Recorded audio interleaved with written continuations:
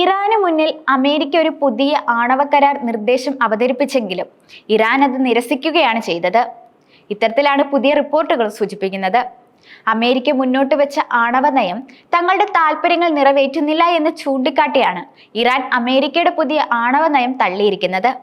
Uranium സമ്പുഷ്ടീകരണം തുടരണമെന്നാണ് ഇറാന്റെ ആവശ്യം. എന്നാൽ അമേരിക്ക അത് നിർത്തണമെന്ന് ആവശ്യപ്പെടുകയാണ് ചെയ്യുന്നത്. ഇങ്ങനെ ഇരു രാജ്യങ്ങളും തങ്ങളുടെ നിലപാടുകളിൽ ഉറച്ചു നിൽക്കുന്നതിനെ തുടർന്ന് ആണവ കരാറിനുള്ള ചർച്ച എങ്ങുമെത്താതെ പാതി വഴിയിൽ തന്നെ നിൽക്കുകയാണ്. ആണവ കരാറിനായുള്ള പുതിയ ഓഫർ ഇറാനുമായി പങ്കുവച്ചിട്ടുണ്ടെന്ന് അമേരിക്ക പറയുകയും അത് ഇറാൻ സ്ഥിരീകരിക്കുകയും ചെയ്തിരുന്നു. ട്രംപിന്റെ പ്രത്യേക ദൂതൻ സ്റ്റീവ് വിറ്റ്കോഫ് ഇറാൻ ഭരണകൂടത്തിന്റെ വിശദവും സ്വീകാര്യവുമായ ഒരു നിർദ്ദേശം അയച്ചിട്ടുണ്ടെന്നും അത് അംഗീകരിക്കുന്നതാണ് അവർക്ക് നല്ലതെന്നും, ഇല്ലെങ്കിൽ പ്രസിഡന്റ് തന്നെ ആവർത്തിച്ചതുപോലെ അവർ ഗുരുതരമായ പ്രത്യാഘാതങ്ങൾ നേരിടേണ്ടി വരുമെന്നും വൈറ്റ് ഹൗസ് പ്രസ് സെക്രട്ടറി കരോലിന് ലേവിറ്റ് താക്കീത് നൽകുകയും ചെയ്തിട്ടുണ്ട്.